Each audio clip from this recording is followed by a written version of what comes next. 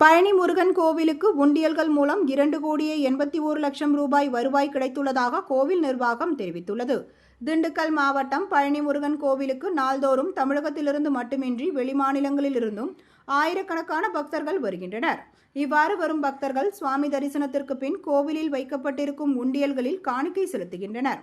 இந்நிலையில் கோவிலில் உள்ள உண்டியல்கள் திறக்கப்பட்டு காணிக்கைகளை கணக்கிடும் பணி கோவில் இணை ஆணையர் மாரிமுத்து தலைமையில் நடைபெற்றது. இதில் கோவில் பணியாளர்கள், வங்கி ஊழியர்கள், கல்லூரி மாணவ மாணவிகள் உள்ளிட்டோர் கலந்து கொண்டனர். இது தொடர்பாக கோவில் நிர்வாகம் வெளியிட்டுள்ள செய்திக்குறிப்பில், கோவிலுக்கு கடந்த 22 நாட்களில் மட்டும் ரொக்கமாக 2,81,16,256 ரூபாய் வருவாய் கிடைத்துள்ளதாக தெரிவிக்கப்பட்டுள்ளது. மேலும் 5,005 கிராம் தங்கம், 11,435 கிராம் வெள்ளி, ஆஸ்திரேலியா, சிங்கப்பூர், ஜப்பான் உள்ளிட்ட 6,324 வெளிநாட்டு கரன்சிகள் காணிக்கையாக கிடைக்கப்பெற்றுள்ளதாகவும், அடையாளம் தெரியாத பக்தர் ஒருவர் 300 கிராம் தங்க மோதிரத்தை காணிக்கையாக செலுத்தியுள்ளார் என்றும் கோவில் நிர்வாகம் தெரிவித்துள்ளது.